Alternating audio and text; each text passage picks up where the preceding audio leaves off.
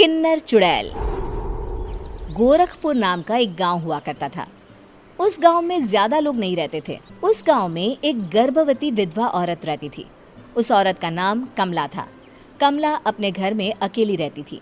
उसके पति की सारी जायदाद उसके नाम हो गई थी, पर सभी गांव वाले उस औरत को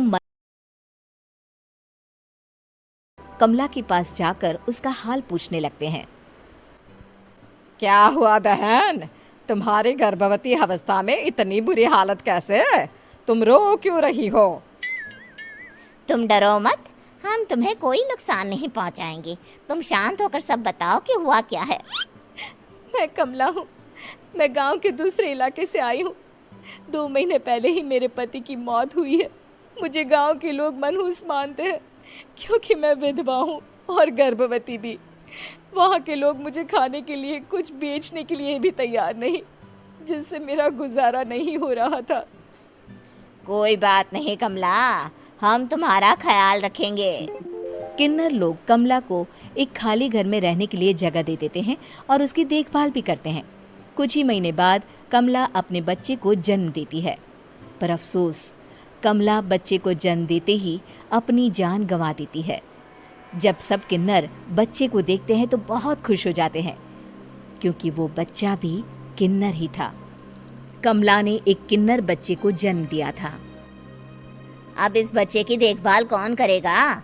हम तो इस बच्चे को गांव के दूसरे इलाके में भी नहीं भेज सकते। और तो क्या हुआ, इस बच्चे की माँ नहीं रही तो हम इसे पालेंगे। अब ये हमारे इलाके में रहेगा, हमारे साथ रहेगा। फिर वो किन्नर उस किन्नर बच्चे को गोद ले लेते हैं, उसका नामकरण कराते हैं। उस किन्नर बच्चे का नाम शक्ति रखा जाता है। देखते ही देखते शक्ति बड़ी होने लगती है। उसके रंग रूप बहुत सुंदर थे। वो बहुत सुंदर किन्नर दिखती है। एक दिन शक्ति एक किन्नर से पूछती है, माँ जी सुनिए ना, ये गांव के दूसरे इलाके में भी तो लोग रहते हैं, तो हम वहाँ क्यों नहीं जाते? हम उनसे अलग क्यों रहते हैं? शक्ति, क्योंकि वो लोग हमारे जैसे नहीं, वो लोग हमें पसंद नहीं करते, इसीलिए हम उनसे अलग रहते हैं। क्यों? वो हमें क्यों पसंद नहीं करते? मुझे एक बार उस इलाके में जाना है। मैं एक बार वहाँ जाकर घूम कर आऊं। शक्ति, खबरदार, जो तू उस इलाके में कभी भी गई तो अपनी जान नहीं गंवाना चाहती तो उस इलाके में कभी कदम भी नहीं रखेगी, समझी? इतना कहकर वो किन्नर वहाँ से चली जाती है।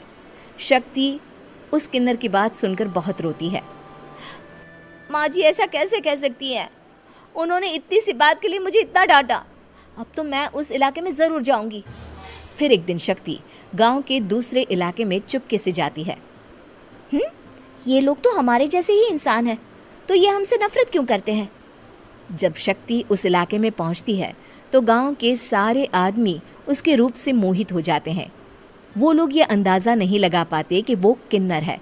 शक्ति की सुंदरता देखकर सारे गांव वाले उसकी तारीफ करने लगते हैं। तभी गांव का चक्कर लगाने गांव के जमींदार का बेटा हर्ष वहां पहुंचता है। हर्ष भी दिखने में बहुत सुंदर होता है।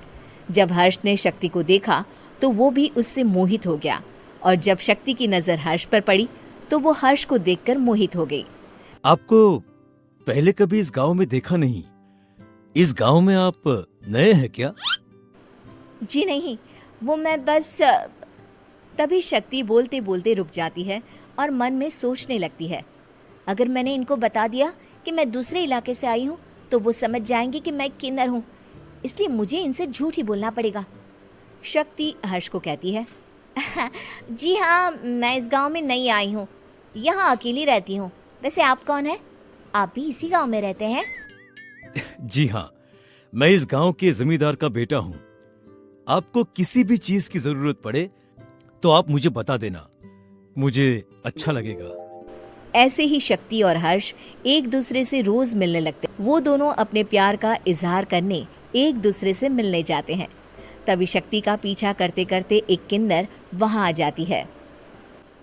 शक्ति, मैं तुमसे बहुत प्यार करता हूँ। मैं तुमसे शादी करना चाहता हूँ। क्या तुम मुझसे शादी करोगी? हाँ हर्ष, मैं तुमसे शादी करूंगी, पर मैं तुमको अपने बारे में एक सच्चाई बताना चाहती हूँ जो मैंने तुमसे छुपा कर रखी है। तभी उनके बीच में ही वो किन्नर आ जाती है।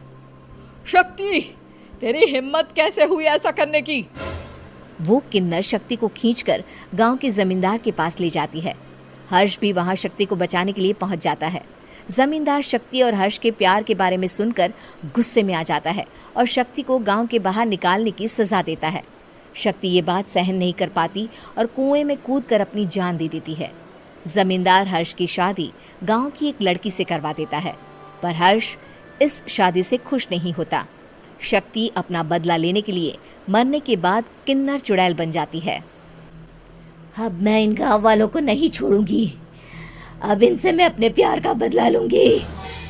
किन्नर चुड़ैल गांव वालों को परेशान करना शुरू कर देती है। एक बार वो रात को गांव के खेतों में पहुंच जाती है और वहां आग लगा देती है। सारी फसल जल के राख हो जाती है। जब एक आदमी रात को उठकर देखता है कि खेत में आग लग गई है तो वो वहां पहुंच जाता है। वो देखता है कि खेतों के बीचों बीच एक किन्नर चुड़ैल खड़ी है और वहां खड़े होकर ताली बजा रही है। गांव वाला किन्नर चुड़ैल को देखकर बेहोश हो जाता है। जब सुबह उस आदमी को होश आता है तो वो सीधा जमींदार के पास जाता है। अरे जमींदार साहब, अरे वो किन्नर चुड़ैल ने मेरी सारी फसल जला दी। अब मैं क्या करूंगा, क्या होगा मेरा? जमींदार चुड़ैल किन्नर का नाम सुनते ही सब कुछ समझ जाता है। अब वो बहुत डर जाता है। उसी रात को जब जमींदार डर के मारे अपने कमरे में सो नहीं पाता, तभी वहां अचानक से किन्नर चुड़ैल आ जाती है। किन्नर चुड़ैल जोर जोर से जमींदार के आगे खड़ी होकर हंसने लगती है और ताली बजाने लगती है। जमींदार उस डरावनी किन्नर चुड़ैल को देखकर बहुत डर जाता है। तूने मेरे साथ बहुत बुरा किया। अब मैं तुझे जान से मार दूंगी। नहीं नहीं नहीं नहीं नहीं, मुझे माफ कर दो, मुझे मत मारो। मैं कभी ऐसा दोबारा नहीं करूंगा। अब तुम जो बोलोगी वही मैं करूंगा। ठीक है, मैं चाहती हूँ कि किन्नर इलाका गांव के इलाके से जुड़े और गांव का कोई भी आदमी किन्नर समाज से द्वेष ना करे, उससे नफरत ना करे, नहीं तो मैं सारे गांव को मार दूंगी। और तुम गांव में एक नया कानून बनाओ कि अगर किसी ने भी किन्नर समाज को हानि पहुंचाने की कोशिश भी करी या इनसे भेदभाव करने की भी कोशिश करी तो उनको कड़ी से कड़ी सजा मिलेगी। हाँ हाँ हाँ हाँ, मैं ऐसा ही करूंगा। तुम जो बोलोगी वो मैं करूंगा, पर मुझे जाने दो प्लीज। तब वो किन्नर चुड़ैल वहां से चली जाती है। गांव का जमींदार किन्नर चुड़ैल का कहा मानते हुए दोनों इलाकों को एक कर देता है और नया कानून भी लागू कर देता है। तब से वहां किन्नर समाज और बाकी गांव वाले शांतिपूर्वक रहने लगते हैं।